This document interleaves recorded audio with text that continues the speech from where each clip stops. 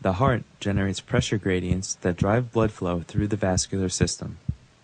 Although the heart appears to be a single structure, it is divided by a central septum into two separate pumps, each consisting of two chambers, the atrium and the ventricle, that alternately contract and empty during systole, then relax and fill during diastole.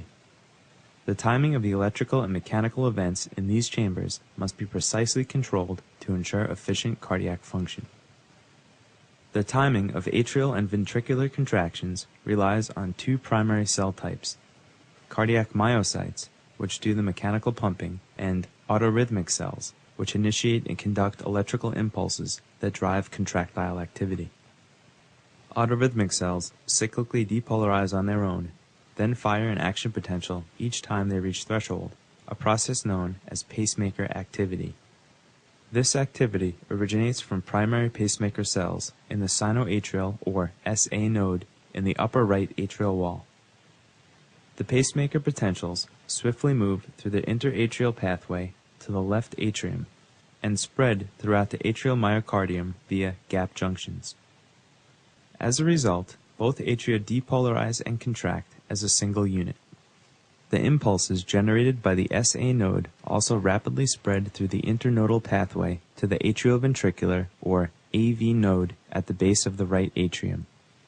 The AV node is the only point of electrical contact between the atria and ventricles. Here, the impulses briefly slow, allowing the atria to contract and empty their contents into the ventricle before ventricular depolarization and contraction occur. The impulse travels quickly through the bundle of His within the interventricular septum. The bundle branches into smaller Purkinje fibers that radiate throughout the ventricular myocardium. Action potentials travel quickly through the Purkinje fibers, then spread to the surrounding ventricular myocytes via gap junctions. Depolarization triggers contraction. Repolarization triggers relaxation. The swift spread of the impulse through the specialized conduction system ensures that the ventricles become excited and contract as a unit. The spread of cardiac electrical activity may be recorded using electrodes placed on the body's surface.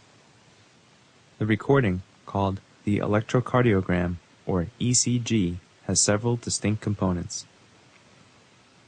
The P wave corresponds to atrial depolarization. The QRS complex appears with ventricular depolarization. The T wave represents ventricular repolarization. The P wave initiates atrial contraction, which completes ventricular filling.